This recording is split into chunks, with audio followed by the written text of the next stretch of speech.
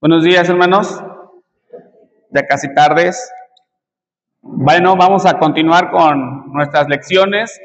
Estamos estudiando un libro en particular. ¿Sí saben qué libro es? Josué. Bueno, en particular nuestras lecciones están basadas en el libro que se llama Conducta en tiempos de crisis. ¿Ok? Y ese libro está basado en varias lecciones en el Antiguo Testamento. Ya vimos la primera lección. ¿Se acuerdan cuál fue? La primera lección, ¿de qué hablamos? De la familia, ¿verdad? La segunda lección, de la fe. Sí, pero ¿cómo se llamaba la lección bien, como tal? ¿Cómo? La certeza de la fe, ¿verdad? Y vimos a Rahab, y en la lección primera vimos a Josué. ¿Ok? El libro se llama Conducta en tiempos de crisis, y bueno, pues es un libro hecho y editado por el Sembrador. ¿Okay? Es un libro que antes nosotros llevábamos a manera de lecciones y cada quien tenía su libro y contestábamos la lección. Nosotros ahora hemos tomado ese mismo material y lo estamos viendo con ustedes. ¿Okay? Se llama Conducta en tiempos de crisis. Y en cada lección se resalta un momento de crisis, un personaje y cómo actuó frente a esa crisis. ¿Okay? Bueno, la semana pasada con Rahab, pues sí vimos cómo estaba ella reaccionando ante la destrucción y juicio inminente de su pueblo, ¿verdad? Su nación, su lugar, su ciudad donde ella vivía. Ella tuvo esa certeza de creer en que el Señor la podía salvar junto con su familia, y así fue, ¿verdad? En esta ocasión vamos a ver a otro personaje y cómo va a reaccionar frente a una crisis. Bueno, la lección de hoy, la tercera lección de 12 que vamos a ver, se llama el vínculo de la paz. El vínculo de la paz. Nuestra porción está en Josué 22. Y aunque está en el libro de Josué, Josué no es el personaje que vamos a estudiar o el que va a resaltar en esta lección.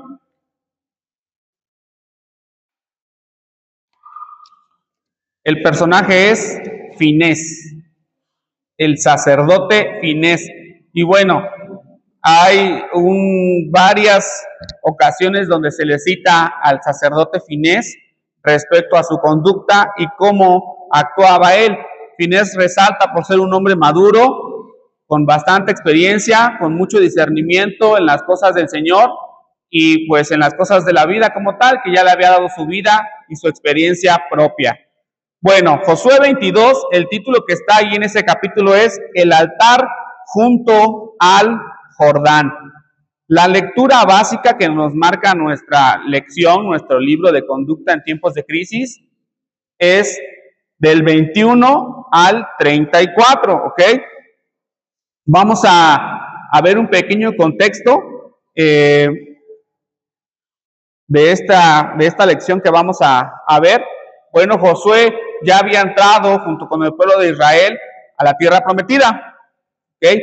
Ya habían batallado los hijos de Jacob, las 12 tribus ya habían peleado para despojar a algunos de los moradores de esa tierra. Ahora también ya se está haciendo la repartición de las nuevas propiedades que habían adquirido el pueblo de Israel.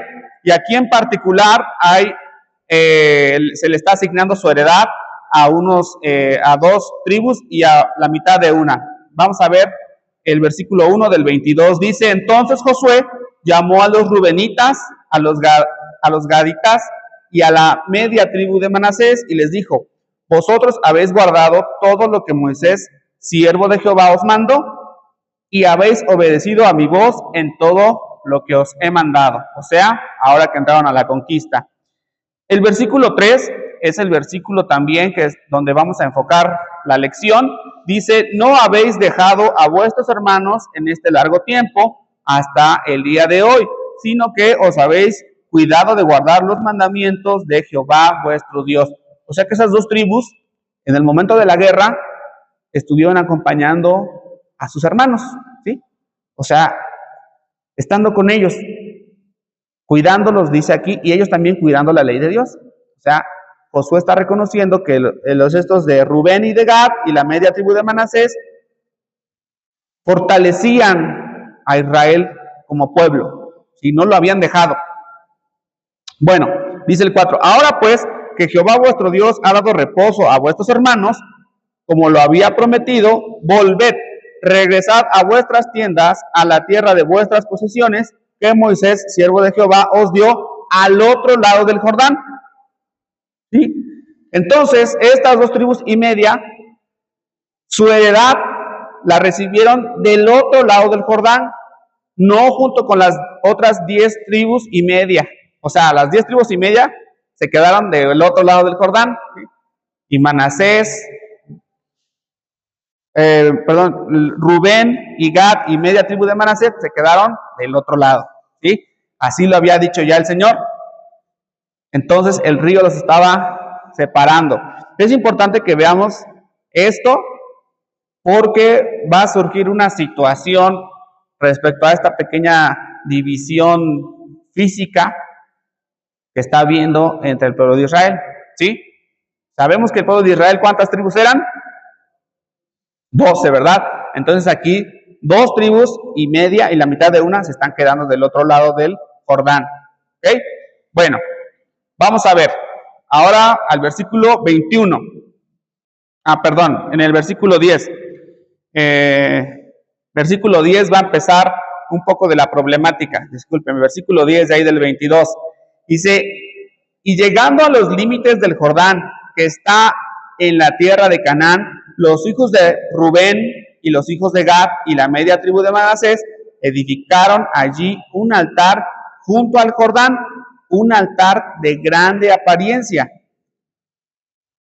Y los hijos de Israel oyeron decir que los hijos de Rubén y los hijos de Gad y la media tribu de Manasés habían edificado un altar frente a la tierra de Canaán en los límites del Jordán, del lado de los hijos de Israel. Cuando oyeron esto, los hijos de Israel se juntaron toda la congregación de los hijos de Israel en Silo para subir a pelear contra ellos. O sea, la cosa se está complicando, ¿sí? Porque pues, las 12 tribus originalmente son 2 hermanos, ¿sí? Pues entonces esto, aunque es a nivel nacional, es una pelea familiar, ¿ok? Dice la introducción de la lección, tal como está desarrollada en el libro, plantea algunas preguntas para meditar. ¿Qué hacemos cuando observamos algo que presentimos que puede destruir la unidad? ¿Qué hacemos cuando alguien expresa su opinión y abre una discusión acalorada? ¿Nos interesa más saber quién ganó el debate? ¿Nos preocupa guardar la unidad en el vínculo de la paz? Preguntas que tal vez una persona que no pertenece a una iglesia local podría decir, ¿a poco hay peleas en la iglesia? ¿A poco no se llevan bien dentro de la iglesia? ¿A poco hay peleas en esa familia que se ve tan hermosa? ¿No hay conflicto dentro de esta iglesia? Bueno, no de esta, pues, pero dentro de una iglesia. ¿Por qué digo que una persona que esté afuera, que lo ve desde afuera, podría decirlo, no? Porque los que estamos adentro de la iglesia sabemos, ¿verdad?, que sí hay conflicto en las iglesias locales. Bueno, en nuestra iglesia pues, no es una excepción, ¿no? En algún momento surgen conflictos que rompen la unidad, que rompen el vínculo de la paz. Y esto difícilmente alguien lo va a poder negar, ¿verdad? Miren, si a usted le dijeron, vente a la iglesia porque aquí ya una vez que entres a la iglesia no va a haber problemas, todo es color de rosa, andamos todos, nos agarramos de la mano y caminamos todos en círculo cantando canciones bien alegres todo el día. Si a usted le vendieron esa idea de la iglesia local ahora, pues se va a llevar una decepción. Se va a llevar una decepción porque la iglesia local no es así. La iglesia local se encuentra en una etapa de perfeccionamiento, ¿okay? Que va a terminar solo hasta cuando Cristo venga y lleve a su iglesia con él. Hasta ese momento la iglesia se va a perfeccionar. Mientras estamos aquí todos juntos, ciertamente la iglesia local es una imagen de lo que esperamos ver en la eternidad. Pero mientras la iglesia local se encuentra formada pues por hombres y mujeres que, conscientes de la vida pecaminosa que han llevado, por acción de nuestro Señor Jesús en nuestra vida, pues nos juntamos, nos reunimos a tener comunión, lo buscamos. Todos estamos conscientes de la vida pecaminosa que hemos llevado y que en Cristo tenemos la solución para nuestra eternidad. Pero eso no quiere decir que una vez que Cristo ha perdonado tus pecados y que ha redimido tu vida y que te ha prometido la eternidad, eso no quiere decir que en este momento usted y yo no pequemos. Y una vez que incluimos ese factor de pecado en nuestra vida y lo aceptamos que también hay dentro de la iglesia, podemos decir con seguridad que la iglesia no es perfecta y que hay esos conflictos y que lo podemos aceptar y que no debemos decir a la gente, vente, vamos allá a la iglesia porque allá todo es perfecto. No podemos decir eso, ¿verdad? Se ha dicho mucho de muchos hermanos que van de iglesia a iglesia diciendo, es que yo no voy a esa iglesia porque ahí, híjole, son bien hipócritas. Ay, yo no voy a ir a esa iglesia porque ahí son bien payasos. Otros, yo no voy a esa iglesia porque ahí pues, son muy pobres y yo la verdad, no es una iglesia de mi nivel. O al revés, ¿no? Bueno, yo no voy a esa iglesia porque, bueno, pues muchas excusas, ¿no? Lo que se ha dicho siempre, lo que sabemos es que el día que tú encuentres una iglesia perfecta y entremos en ella, esa iglesia va a dejar de ser perfecta, ¿ah? Porque yo no soy perfecto. Yo al entrar a esa iglesia perfecta, pues yo la corrompería, ¿verdad? Le quitaría esa imagen de perfección. Sobresalto esto para que tengamos el entendimiento claro y lo aceptemos, hermanos. Aceptemos esta realidad de la iglesia local. A veces hay detalles que no nos gustan para nada. Y miren, pensaba yo a veces que cuando viene un conflicto, que tenemos jovencitos muy chiquitos, bautizados, y que a veces tienen que escuchar, no hablar, a veces escuchar qué es lo que está pasando. Y yo digo, ay, Dios mío, es muy joven, no sé si lo puede entender. A lo mejor no lo va a entender. Pero va a estar consciente que la iglesia es así. Que está en ese estado y que en la iglesia estamos necesitados de la obra de Cristo para nosotros. Estamos necesitados de que Cristo continuamente y su Espíritu Santo nos estén transformando. Estamos necesitados. Esa es otra cosa que debemos aceptar, hermanos. No hemos llegado nosotros a la plenitud de nuestro desarrollo como cristianos ni como personas. Estamos en necesidad de la obra de Cristo en nuestras vidas continuamente. Bueno, esas preguntas las ponen ahí los hermanos precisamente para meditar en eso, ¿no? Bueno, ¿qué hacemos cuando observamos que algo que presentimos puede destruir la unidad? ¿Qué hacemos cuando alguien expresa su opinión y abre una discusión acalorada? ¿Nos interesa más saber quién gana el debate? ¿Nos preocupa guardar la unidad en el vínculo de la paz? Bueno, pues ya vimos aquí que el pueblo de Israel está en un momento de mucha tensión. Porque, ¿cuál es el problema de que Rubén, Gad y la media tribu de Manasés hagan otro altar del otro lado del Jordán? Bueno, el Señor había dicho a su pueblo que solamente en Jerusalén se puede alabar y dar ofrendas a Dios. Todo aquel que mata a un animal afuera de los atrios del templo de Dios, todo ese es culpado de esa sangre. O sea, está prohibido. Está prohibido. Divide a la nación el que Rubén, Gad y la media tribu de Manasés hayan tomado esta acción. Vamos a ver ahora vamos a continuar ahora en el 13. Y enviaron los hijos de Israel a los hijos de Rubén y a los hijos de Gad y a la media tribu de Manasés en tierra de Galaad a Finés, hijo del sacerdote Eleazar, y a 10 príncipes con él, un príncipe por cada casa paterna de todas las tribus de Israel, cada uno de los cuales era jefe de la casa de sus padres entre los millares de Israel. O sea que ahí todo el pueblo está representado, ¿ok? Los cuales fueron a los hijos de Rubén y a los hijos de Gad y a la media tribu de Manasés en la tierra de Galaad, y les hablaron diciendo: toda la congregación de Jehová dice así: ¿qué transgresión es esta con que prevaricáis contra el Dios de Israel para apartaros hoy de seguir a Jehová, edificándoos altar para ser rebeldes contra Jehová? ¿No ha sido bastante la maldad de peor de la que no estamos aún limpios hasta este día, por la cual vino la mortandad en la congregación de Jehová, para que vosotros os apartéis hoy de seguir a Jehová? Vosotros os rebeláis hoy contra Jehová, y mañana se airará él contra toda la congregación de Israel. Si os parece que la tierra de vuestra posesión es inmunda, pasaos a la tierra de la posesión de Jehová, en la cual está el tabernáculo de Jehová, y tomad posesión entre vosotros. Pero no os rebeléis contra Jehová, ni os rebeléis contra nosotros, edificándoos altar además del altar de Jehová nuestro Dios. ¿No cometió Acán, hijo de Zera, prevaricación en el anatema, y vino ira sobre toda la congregación de Israel, y aquel hombre no pereció solo en su iniquidad? O sea, el pueblo de Israel está preocupado porque puede haber muchas consecuencias por haber hecho este altar, ¿no?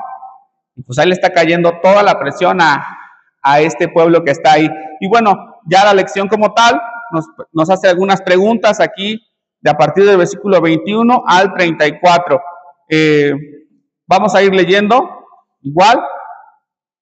En el 21, entonces los hijos de Rubén y los hijos de Gad y la media tribu de Manasés respondieron y dijeron a los cabezas de los millares de Israel: Jehová Dios de los dioses, Jehová Dios de los dioses, él sabe y hace saber a Israel si fue por rebelión o por prevaricación contra Jehová. No nos salves hoy. Bueno, si lo que está mal, si lo que hicimos hoy está mal, que no nos salve el Señor, ¿no? Ellos van a presentar un argumento a lo que les están preguntando. Si nos hemos edificado altar para volvernos en pos de Jehová, o para sacrificar holocaustos u ofrenda, o para ofrecer sobre él ofrendas de paz, el mismo Jehová nos lo demande. Lo hicimos más bien por temor de que mañana vuestros hijos digan a nuestros hijos: ¿qué tenéis vosotros con Jehová Dios de Israel? Jehová ha puesto por lindero el Jordán entre nosotros y vosotros, oh hijos de Rubén e hijos de Gad, no tenéis vosotros parte en Jehová, y así vuestros hijos harían que nuestros hijos dejasen de temer a Jehová.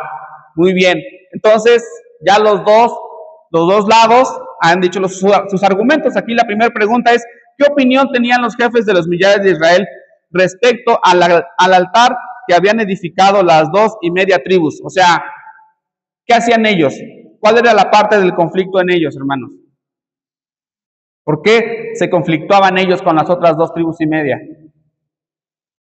Ya lo dije. ¿Por qué?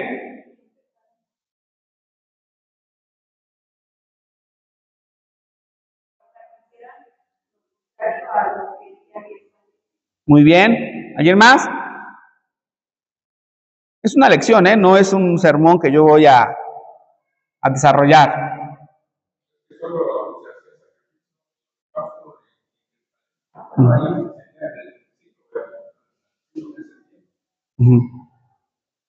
Sí, sería un problema, ¿no? A ver, ¿alguien más, hermanos? ¿O esa ya sería la respuesta total? Estaban preocupados porque aquí dicen que, lo vamos a ver también más adelante, que hubo un momento en que el pueblo se corrompió y el Señor dio mortandad sobre todo, o sea, estaban muriéndose todos. Por eso están preocupados. Dice: si ustedes hacen hoy esto, mañana el furor de Jehová se va a alzar contra todos nosotros y nos va a acabar, ¿no? Esa es la parte que a ellos les conflictúa.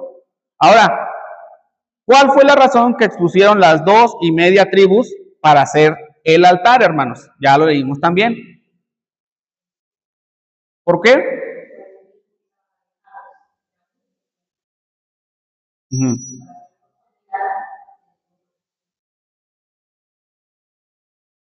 Sí, sí, sí, muy bien. Para que no se olvidaran. Eso es muy bien. Otra cosa, otro detalle. Ellos saben que no pueden hacer ofrendas ni holocaustos ahí.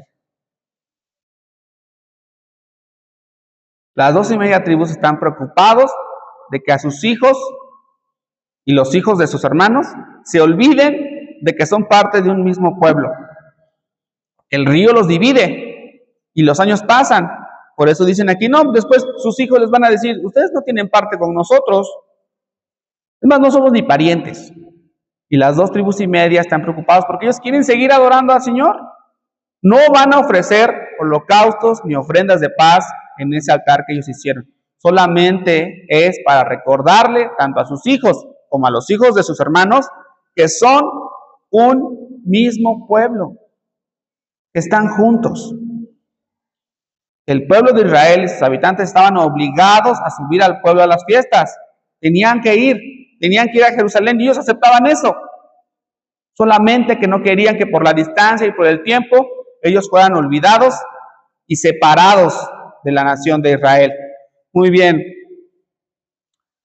Bueno, ya dijimos, ese altar sirve para recordar. Vamos a continuar leyendo, ¿ok? Nos quedamos en el 23. Si no hemos edificado altar para volvernos en pos de Jehová o para sacrificar holocausto u ofrenda o para ofrecer sobre él ofrendas de paz, el mismo Jehová no los demande. Lo hicimos más bien por temor de que mañana vuestros hijos digan a nuestros hijos, ¿qué tenéis vosotros con Jehová, Dios de Israel? Jehová ha puesto por lindero el Jordán entre nosotros y vosotros, oh hijos de Rubén e hijos de Gad, no tenéis vosotros parte en Jehová. Ok. Y así vuestros hijos harían que nuestros hijos dejasen de temer a Jehová.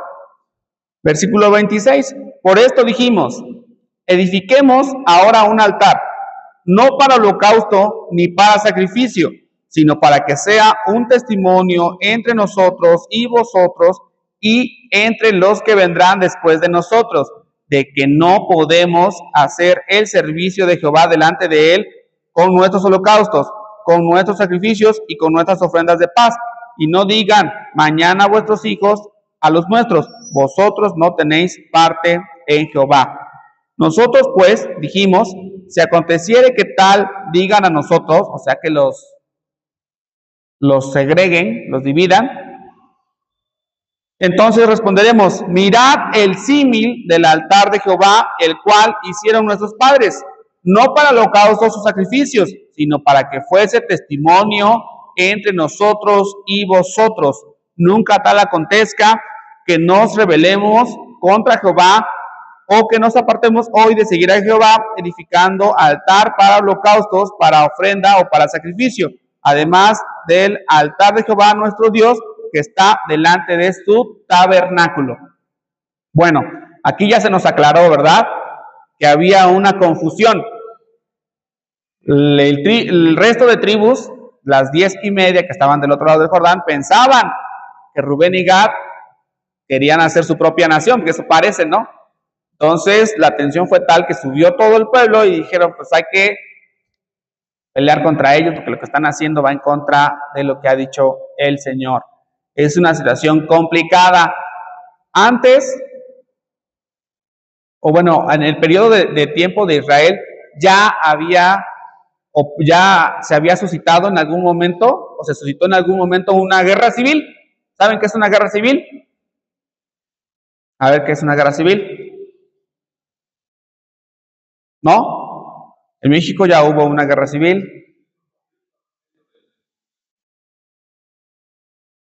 ¿Sí?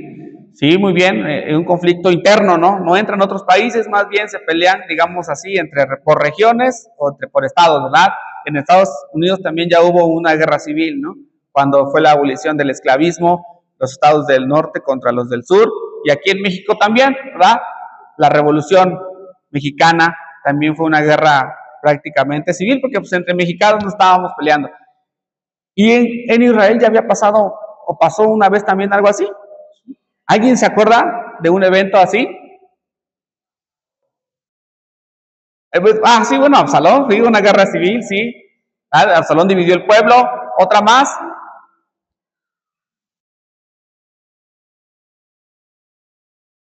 Todas las tribus contra una. ¿Se acuerdan de esa? Todas las tribus contra Benjamín. Casi lo exterminaron a Benjamín. Ahora le dejaron como 600 hombres, dice la palabra que le dejaron a Benjamín. Una pelea entre hermanos. ¿Sí? Entonces Israel ya había sido lastimada y estuvo expuesta a eso. Ahora, ¿ha pasado en las iglesias locales que haya divisiones a tal grado de que una iglesia desaparezca? ¿Ya ha pasado? Es una realidad, hermanos. Algunos, yo he escuchado que dicen, no, es que el Señor fue en su designio, ahora que la otra iglesia está aparte, pues también está sirviendo al Señor y pues está trabajando. Bueno, la verdad, hermanos, es que solamente eso el Señor lo sabe. Yo no podría decir que las iglesias que se dividen, se haya hecho por el bien, o que sus motivos o que los motivos por separarse hayan sido buenos. Yo no podría decir eso. Que una iglesia se divida va en contra de la voluntad de Dios respecto a lo que dice la Escritura misma. ¿Sí? No a lo que digo yo. La iglesia, la misma Biblia y la palabra siempre llaman a la unidad de la fe, a una misma iglesia, a un mismo cuerpo. Pero lamentablemente las iglesias están conformadas por hombres pecadores, redimidos sí, pero pecadores. Y su carne y su pecado pues influyen también en su naturaleza. Por eso hay divisiones, por eso hay familias que se salen de la iglesia, por eso hay familias que van en un peregrinaje por varias iglesias. Y no es adecuado, hermanos. No hay descanso ahí. ¿Ok? Bueno, vamos a ver ahora qué es lo que hace Finés en el versículo 30 y del 30 al 31. Si alguien lo puede leer, qué es lo que va a hacer el hijo del sacerdote Eleazar. A ver, por favor, que alguien se ponga de pie, por favor, que me lea el 30 y 31 y 30 y 31.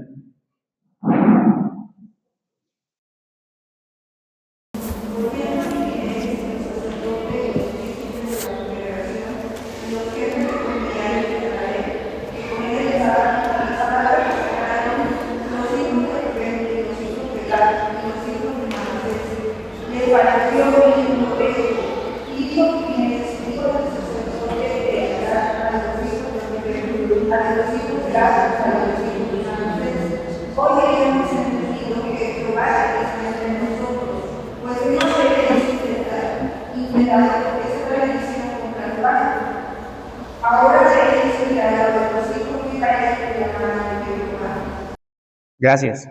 Hay dos cosas que hace Finés aquí en su intervención. ¿Qué hace, hermanos? Una en cada versículo. ¿Las pueden ver?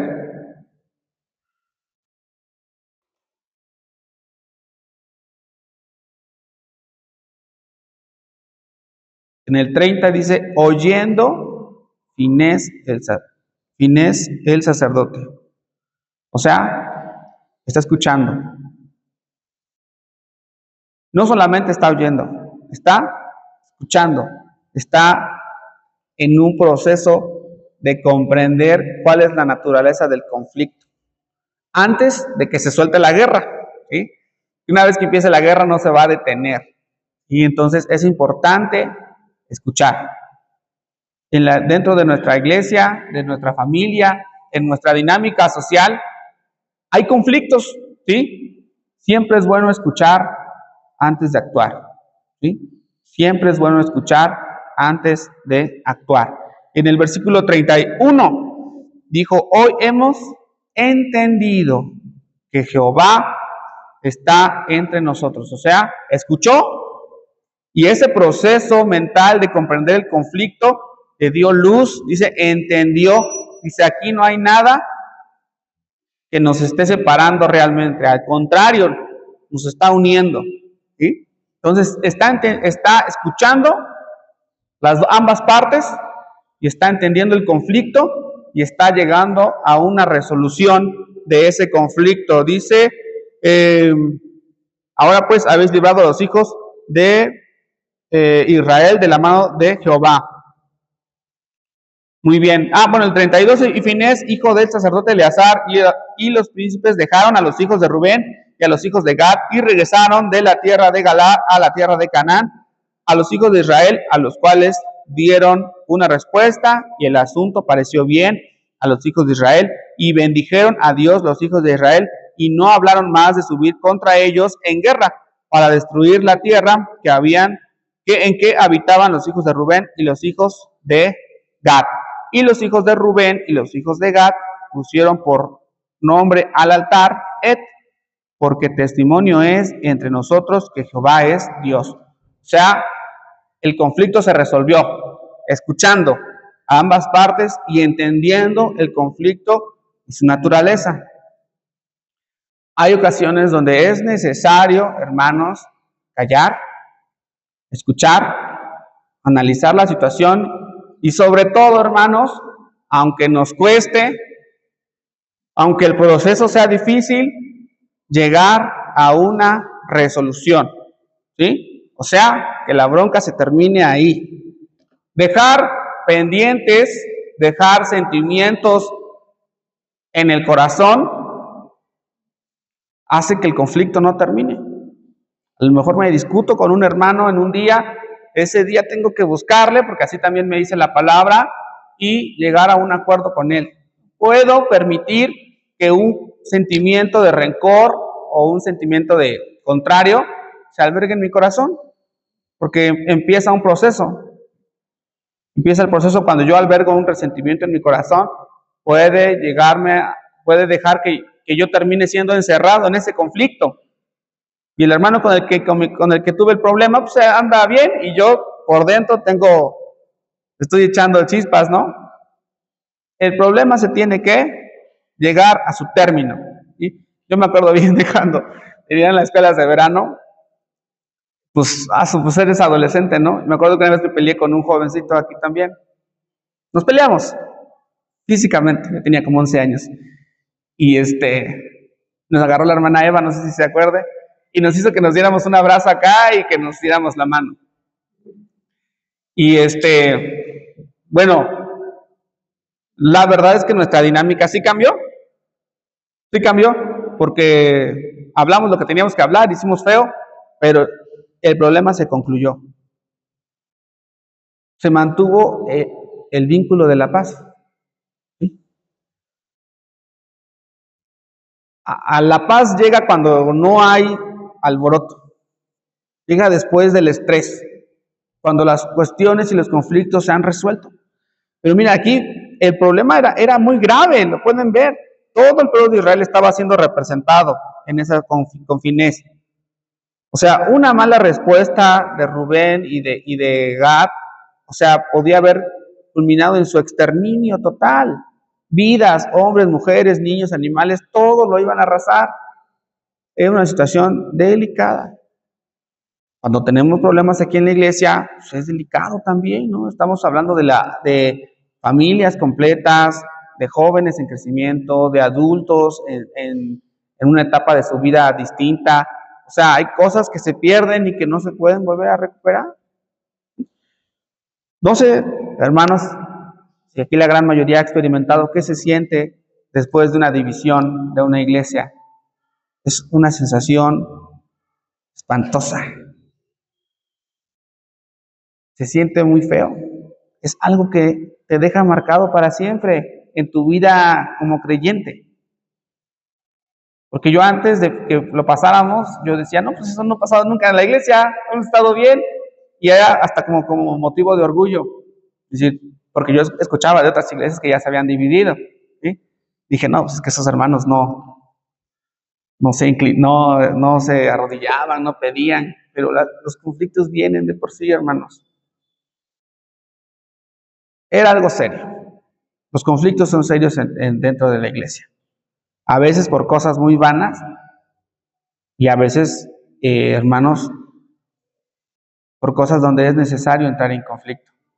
Y esto nos abre a la segunda parte. O sea, hay cosas que son vanas, pero hay cosas por las que es necesario que un creyente entre en conflicto. Y saben, incluso dentro de la iglesia. Vamos a verlo ahora. Incluso con el mismo Finés, cómo reacciona de diferente forma en situaciones críticas. Vamos a ver ahora Números 25.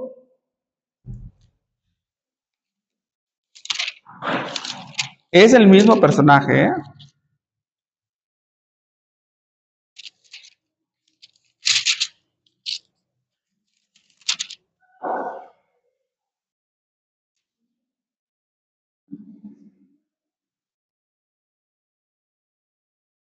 Miren, yo voy a leer el 1, el 2 y el 3. Y después alguien me va a ayudar a leer hasta el 18. Bueno, versículo 1. Moraba Israel en Sittim, y el pueblo empezó a fornicar con las hijas de Moab, las cuales invitaban al pueblo a los sacrificios de sus dioses. Y el pueblo comió y se inclinó a sus dioses. Así acudió el pueblo a Baal peor, y el furor de Jehová se encendió contra Israel. O sea, pues el pueblo está yendo a adorar a un dios pagano. A ver, por favor, que alguien se ponga de pie y lo lea hasta el versículo 18. Por favor, hermanos. Que continúe la lectura hasta el versículo 18.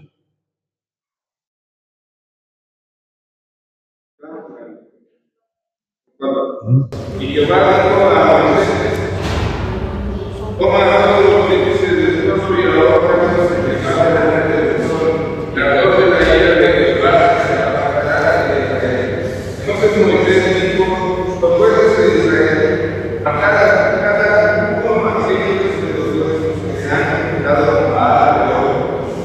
He aquí varón de los hijos de Israel vino, trajo una margarita a sus hermanos. Autor Moisés de toda la congregación de los hijos de Israel, y los llevaban ellos a la puerta de la cruz de la reunión. Y lo vio Inés, hijo de Eleazar, hijo del sacerdote de Aarón, y se levantó de en medio de la congregación, tomó una lanza en su mano, y mientras el varón de Israel a la tierra, y los alanceó a Amasa, al varón de Israel y a la mujer por su tiempo, y cesó la mortandad de los hijos de Israel, y murieron de aquella mortandad 24,000. Entonces Jehová habló a Moisés diciendo: Inés, hijo de Eleazar, hijo del sacerdote de Aarón, ha hecho aportar mi flor de los hijos de Israel, llevado de celo entre ellos, por lo cual yo he consumido en mi celo a los hijos de Israel. Por tanto, dile: sea que yo establece un pacto de paz y tendrá él y su descendencia después de él el pacto de sacerdocio eterno. Por cuanto tuvo celo por sus dioses e hizo expiación por los hijos de Israel. Hasta ahí, hermano. Hasta ahí, hermano. Gracias. Actúa como que diferente, ¿verdad? ¿Qué piensan de cómo actuó Finés en este caso? Ya la habían escuchado, ¿verdad? Como es una porción que resalta a veces. Pues dice que cuando vio, o sea, están en un problema, ¿no? Ya empezó a haber mortandad en el pueblo porque están adorando a otros dioses, porque se están yendo con las hijas del vecino, ¿no? Algo que está prohibido, que prohibió el Señor. Y entonces llega este señor y trae la causa de esa mortandad, la mete a la casa como si fuera cualquier cosa, ¿no? Entonces Finés se entera y dice que alanza a la pareja por el vientre. Bueno, él otra vez dice, y ella por el vientre. Está como que interesante, ¿por qué dirá que por el vientre? Bueno, Finés no fue a decirle a este hombre: oye, ¿quién es esta mujer? ¿Por qué estás haciendo esto? Explícame. ¿No, verdad? ¿Sí? No. Explícaselo a mi lanza, le decía. Hay cuestiones, hermanos, donde el conflicto se va a originar de todas maneras, donde es necesario que el creyente entre en conflicto con otros. Este hombre era de sus hermanos. A veces en la iglesia va a haber conflictos de por sí, de manera natural, y tiene que haberlos, hermano. Algunos, a veces por doctrina, a veces por orden, a veces por crecimiento, es necesario entrar en ese conflicto, ¿sí? Es necesario que se accione en algunos momentos el conflicto, que alguien responda, que diga, esto está mal, y esto que está pasando aquí no debe pasar, y va a haber consecuencias. ¿Está mal? Aquí Finés nos da el ejemplo claro. Los mató. No hubo opción de decir, como dice aquí, que cuando alguien expresa su opinión, ¿no? Ahora, pues, nosotros decimos, es que todos debemos de opinar, ¿no? Es lo que dice la formación social y demócrata, es que todos tenemos que opinar respecto a ciertas cosas y lo que diga la mayoría, ¿no? ¿No es lo que dicen allá afuera en el mundo? ¿Sí? ¿Pero qué dice la mayoría? Muchas veces.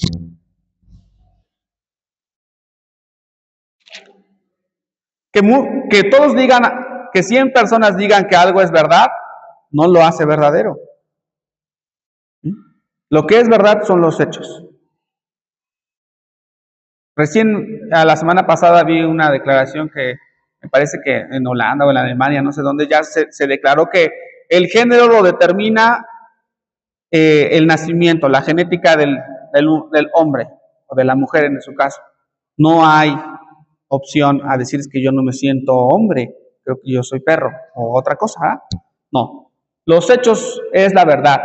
¿Sí? Y miren, hermanos, yo lamento informarles que como creyentes, nuestra voz, o como grupo de personas, nuestra voz es importante. Sí, lo que pensamos, lo que decimos entre nosotros. Pero ante Dios, nuestra opinión, para muchas cosas, si no es que para la gran mayoría, es irrelevante. ¿Por qué? Porque Dios ha manifestado su voluntad y su criterio sobre nosotros a través de la Escritura. ¿Sí?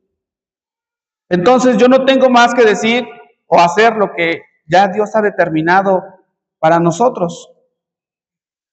Hermanos, el conflicto va a venir de manera natural porque a veces yo quiero decir lo que yo pienso, yo quiero decir es que yo siento que esto es así, yo siento que esto debería ser así, cuando Dios ya ha puesto en su palabra cómo deben ser las cosas. Este hombre que murió con la lanza podría decirle, haberle dicho a Finés si hubiera tenido tiempo. Oye, es que yo la amo. ¿Y cómo el Señor va a juzgar el amor cuando el amor es puro entre una pareja? Podría haber dicho eso, ¿verdad?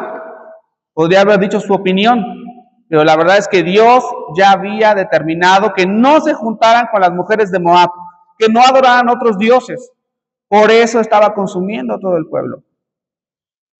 Y eso puede pasar en la iglesia, hermanos.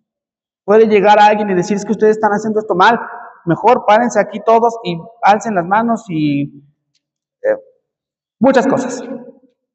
Y nosotros podemos decir, bien confiados en el Señor, decir, eso no es bíblico. Así no son las cosas. No hay un sustento en la Biblia que diga que Dios aprueba eso. Muchas cosas. Y entonces va a haber un conflicto, ¿no? Y lo va a haber aquí dentro de la iglesia. Entonces es algo natural, hermanos. Bueno, ya lo vimos cómo reaccionó Finés en esa ocasión. Ahora, Jueces capítulo 20, versículo 26 al 28.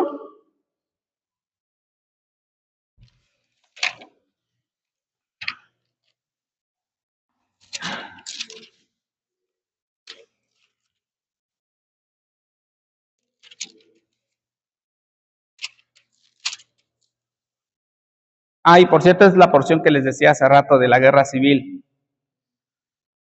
El título ahí del capítulo 20 se llama La guerra contra Benjamín. ¿Sí? Todos contra Benjamín. Del 26 al 28, hermanos, si alguien me lo puede leer, por favor.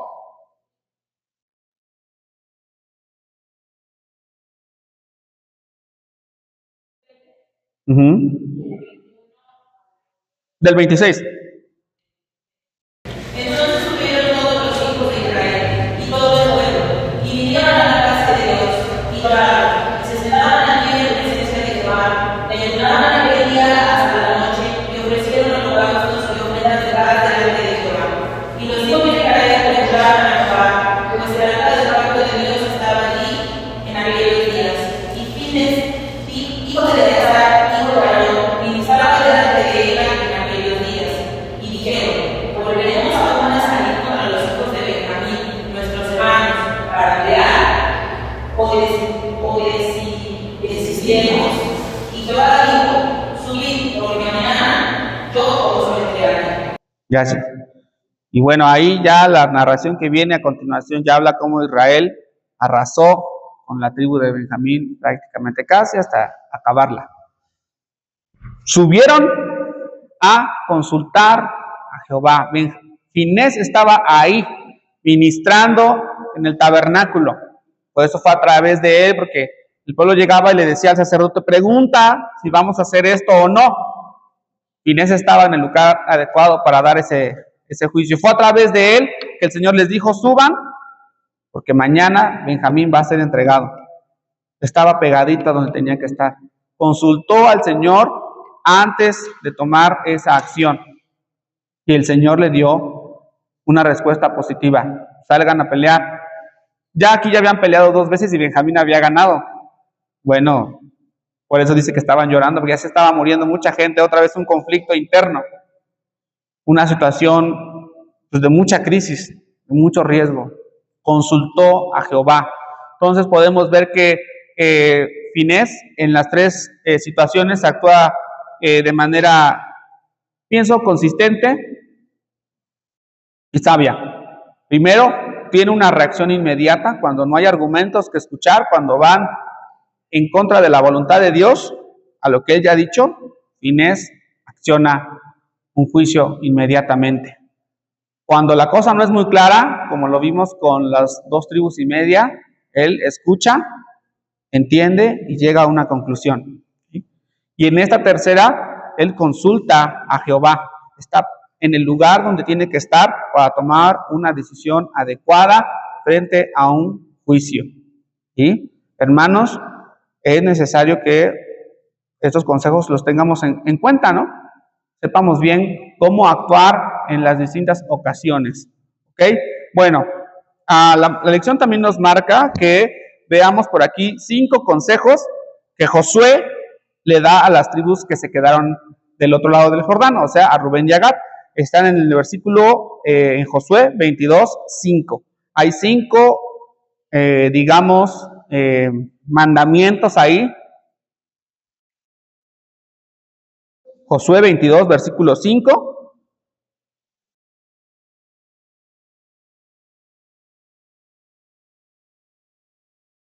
Dice el versículo 5, solamente que con diligencia cuidéis de cumplir el mandamiento y la ley que Moisés, siervo de Jehová, os ordenó. ¿Cuáles son esos mandamientos que Moisés ordenó?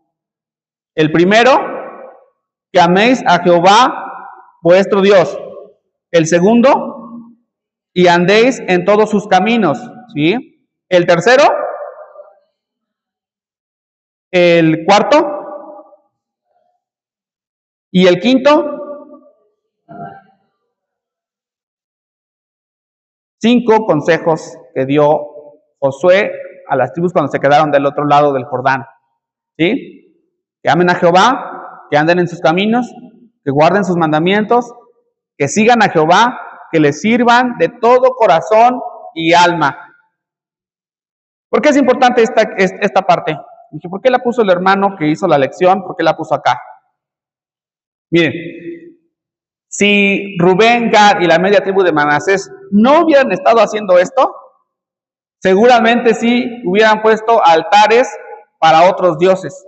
Pero como ellos amaban a Jehová, como andaban en sus caminos, como guardaban sus mandamientos, como lo seguían y como le buscaban servir de todo corazón y alma, se preocuparon por el futuro. Dijeron, nosotros vamos a servir al Señor hoy y también nuestros hijos, y en el futuro los hijos de sus hijos también, debemos asegurarnos servir al Señor. Manifestaron su amor, su preocupación por seguir sus mandamientos. Estaban haciendo lo que tenían que hacer. Eso nos lleva a una lección para las iglesias locales, hermanos. Muchas veces cuando una iglesia local entra en un conflicto tanto para dividirse, podría ser porque no están haciendo lo que deben hacer. Podría ser que se están enfocando en otras cosas de lo que, aparte de a lo que la iglesia es llamada. Si la iglesia no hace lo que tiene que hacer o para lo que fue llamada o formada, va a haber más conflictos. ¿Sí? Si se la campechanea nada más, si se la pasa flotando, va a haber conflictos. ¿Sí, verdad? Nos acordamos de David, ¿verdad? Del terrado de su casa, el tiempo que los reyes salen a la guerra, dice que él se levantó como a mediodía, dice él no fue a la guerra, mandó a su general, y entonces como no estaba haciendo lo que debía de hacer, dice que vio a una mujer desde su balcón, la codició, la tomó para sí, y ese es uno de los más grandes fracasos que tiene David en su vida, que a partir de ahí trae muchísimas consecuencias para él, para sus hijos y para sus nietos. Lo pagó todo David ahí. Y una iglesia está expuesta a que si no hace a lo que está llamada, va a tener problemas, se va a dividir. Porque entonces cuando dejamos de ver el objetivo que el Señor nos trazó, nos empezamos a ver a nosotros mismos. Y entonces cuando yo veo a mi hermano, yo lo veo lleno de defectos. Cuando él me ve a mí, me ve lleno de defectos también. Y empiezan ahí los señalamientos, porque no tenemos un mismo objetivo. La iglesia deja de hacer lo que está llamada a hacer. Dice aquí para esas tribus: amar a Jehová, andar en todos sus caminos, guardar sus mandamientos, seguir a Jehová, servirle de todo corazón y alma. Si está ocupada la iglesia en estas cosas, ¿ustedes creen que va a tener tiempo de ponerse a pelear? Miren, la cultura americana tiene una forma de educar a sus iglesias. Hay un desayuno para los varones tal día, hermanos, así llamaban allá a la iglesia. Hay un desayuno, comida de mujeres. ¿Qué otro hacían? Había uno para retirados. Miren, no eran reuniones, nada más era como un día que se sientan a tomar café y platican, juegan y ya. Eso no, aunque están reunidos, eso no es lo que tiene que hacer la iglesia, ¿ok?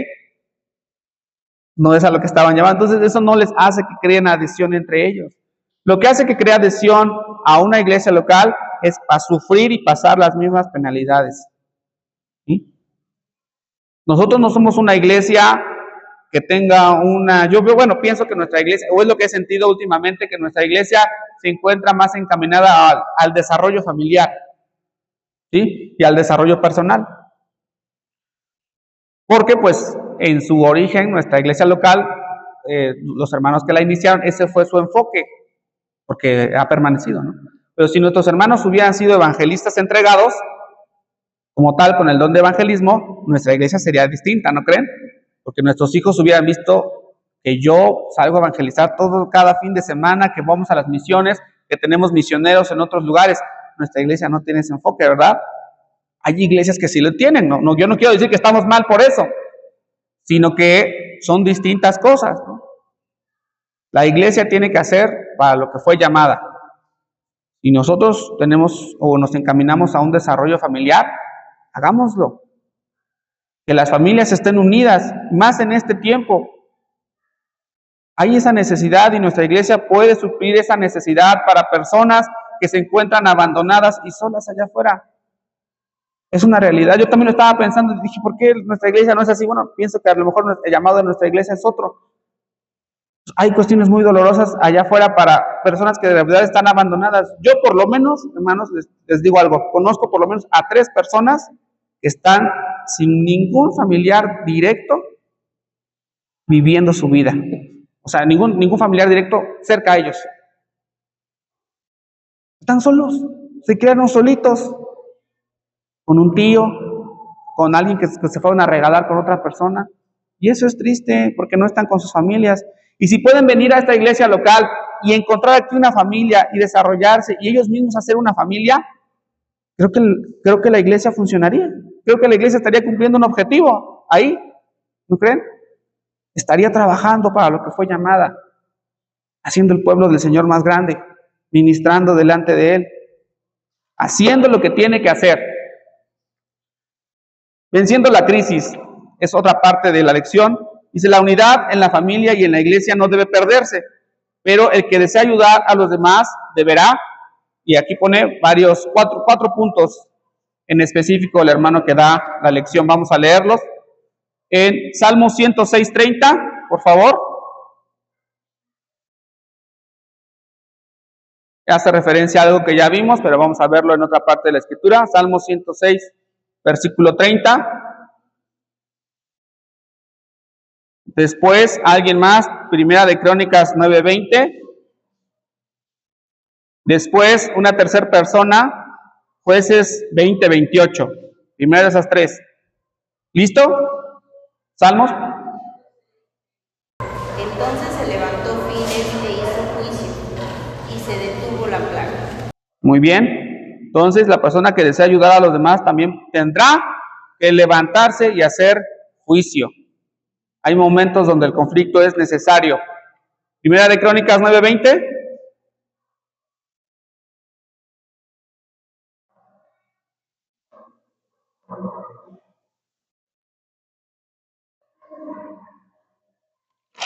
¿No? Yo tampoco lo encuentro. Y Fines, hijo de Asaf, fue antes capitán sobre ellos, y Jehová estaba con él. Tener a Jehová con él. ¿Sí? Estar conscientes de estar siempre en comunión con él. Y para mí la tercera es muy importante. Jueces 20:28, que ya lo leímos.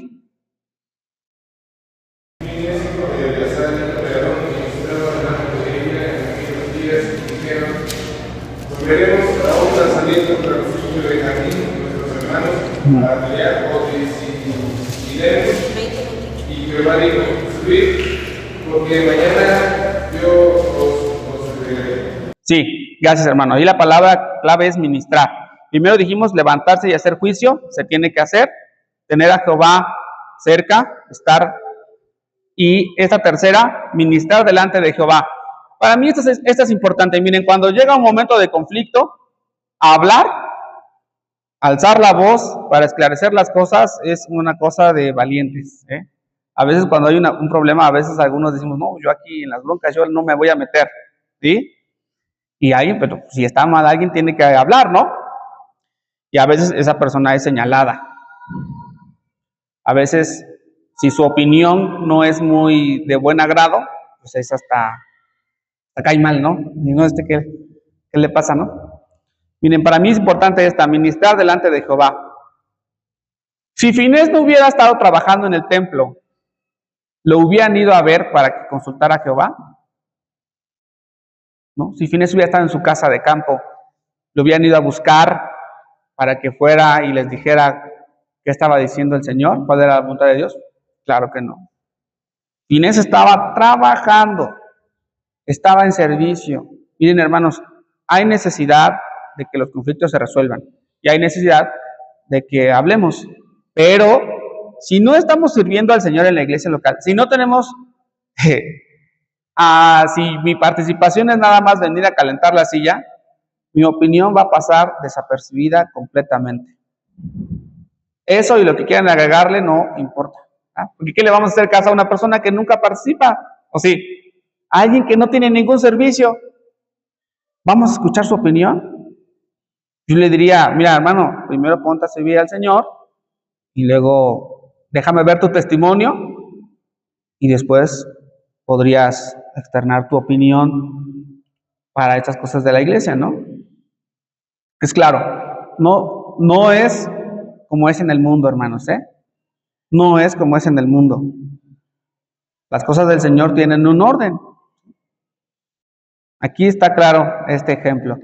Bueno, el hermano también nos pone aquí un ejemplo, nos pone un cuarto, dice recordar lo que Dios ha provisto como medio para guardar la unidad. Y en este caso, para Israel, ¿Qué era el testimonio que les hacía guardar la unidad?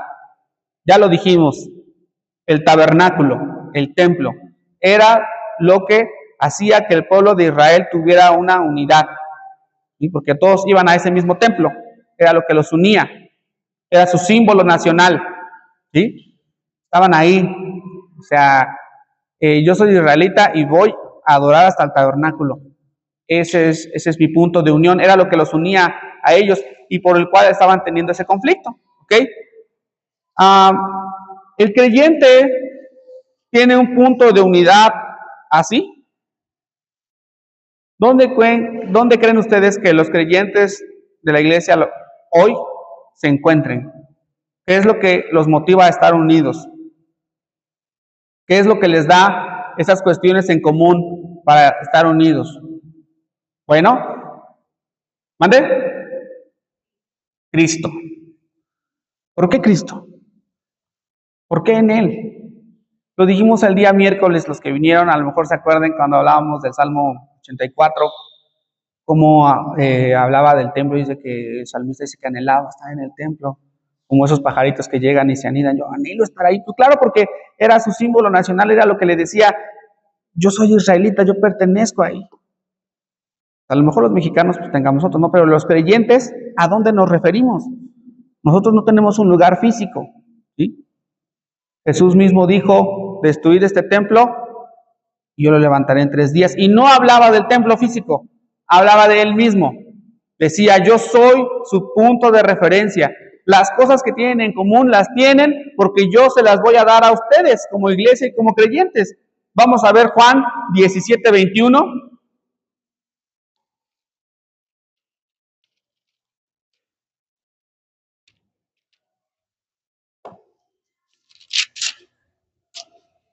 Para que todos sean uno como tú, oh Padre, en mí y yo en ti, que también ellos sean uno en nosotros, para que el mundo crea que tú me envías. Sí. O sea, aquí hay una idea clara.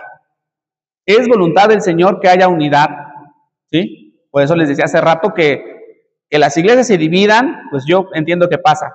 Pero si alguien me dice, no, yo creo que era voluntad que se dividieran porque pues ahora ya las dos iglesias están sirviendo. Bueno, o sea, sí pueden estar sirviendo, pero yo no lo pongo como que muy en duda decir que era la voluntad de Dios que una iglesia se divida. O sea, yo con esto, yo lo pongo en duda completamente esos argumentos. Yo lo he escuchado. Cuando nos pasó aquí, yo preguntaba y me dijeron, no, hermano, es que no lo veas así. No, es una situación lamentable y desagradable para el Señor que una iglesia se divida.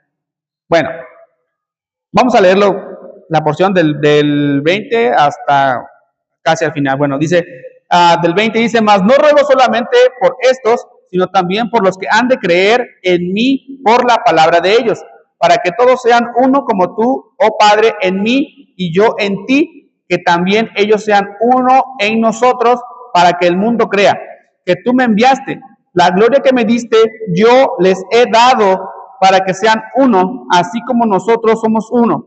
Yo en ellos y tú en mí, para que sean perfectos en unidad, para que el mundo conozca que tú me enviaste y que has amado a ellos como también a mí me has amado. Padre, aquellos que me has dado, quiero que donde yo estoy, también ellos estén conmigo, para que vean mi gloria que me has dado, porque me has amado desde antes de la fundación del mundo. Padre justo, el mundo no te ha conocido, pero yo te he conocido y estos han conocido que tú me enviaste y les he dado a conocer tu nombre y lo daré a conocer aún, para que el amor con que me has amado esté en ellos y yo en ellos. Todo lo que tenemos, hermanos, como iglesia, como creyente, común entre usted y yo, todo lo que tenemos ha sido dado por Cristo Jesús, porque nos ama. Él es nuestro punto de encuentro. Él es nuestro testimonio. Cuando yo digo, yo soy mexicano, pero yo le pertenezco a Cristo, Él es mi identidad. Yo no camino perdido en el mundo, sin saber a dónde voy, ni de dónde vengo. Yo sé quién soy y lo sé en Cristo. Y ese es el punto de unidad que hay entre usted y yo. Ese es el vínculo de la paz. Eso es lo que nos une, lo que nos hace tener comunión. el tener cosas en común. Ahora vamos a ver 1 Corintios 10:16.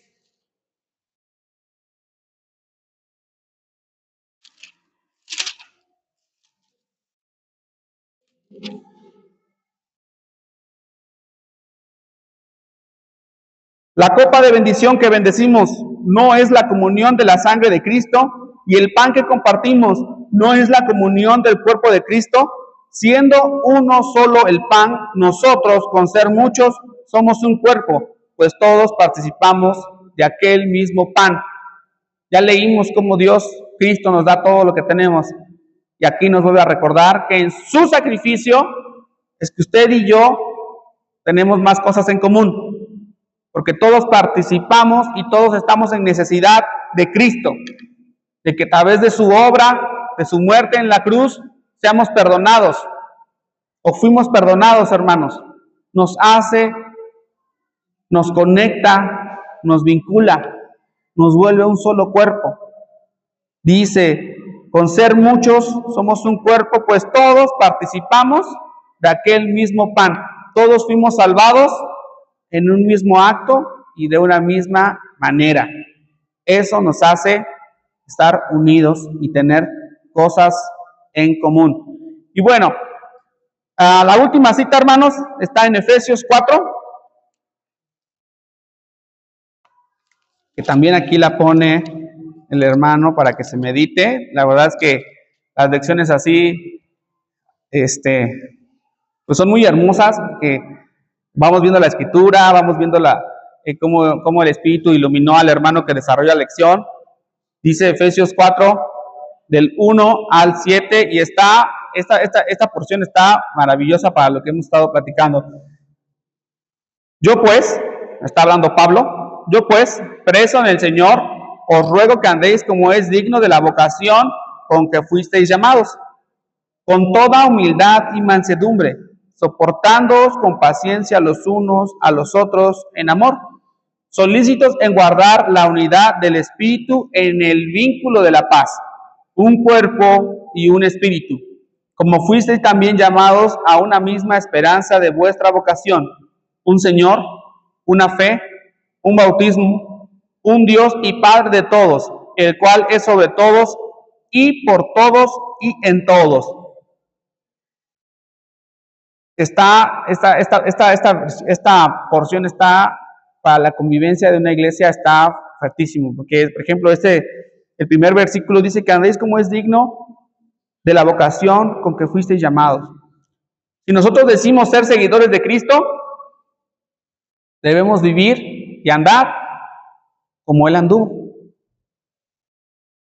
O sea, lleva con dignidad el nombre de cristiano. Llévalo con dignidad, llevémoslo realmente como es. Que no tengamos vergüenza de esconder la plaquita o que nuestros actos delaten una cosa distinta. Imagínense que por allá alguien dice, ay, ¿a poco aquel es cristiano? No, hombre, pues si yo lo conocí, o lo conozco, que hace tantas piezas así, ¿a poco es cristiano? Andar como es digno de la vocación que fuiste llamados, vivir haciendo lo que dices que eres, ¿no? Si yo digo que soy cristiano, que creo en Cristo, mi vida debe estar acorde a eso, ¿no? Hacer ese esfuerzo. Versículo 2, con toda humildad y mansedumbre, dice, soportándoos con paciencia los unos a los otros en amor. Híjole, yo no pensé que hubiera algo así, pero dice que soportando. O sea, hay cosas que nos cuesta tolerar de otros hermanos, ¿no? Pero aquí dice que soportes. Soporta. Aguanta.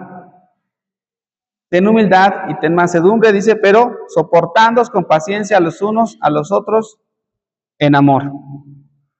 Solícitos en guardar la unidad del Espíritu en el vínculo de la paz. Que mis acciones, que lo que hago, que lo que digo, promuevan continuamente la unidad y la paz en la iglesia local, que pueda ser llamado pacificador y no un divisor. Que todo lo que hago promueva la unidad y fortalezca el vínculo de la paz. que medite mis acciones antes de hacerlas. Y nos recuerda nuevamente, por lo cual nosotros estamos unidos, un cuerpo y un espíritu, como fuiste también llamados a una misma esperanza de vuestra vocación, un Señor, una fe, un bautismo, un Dios y Padre de todos. Las cosas que tenemos en común, hermanos. Bueno, hasta aquí llega la lección de este día, hermanos. La semana que viene vamos a continuar con la lección número 4.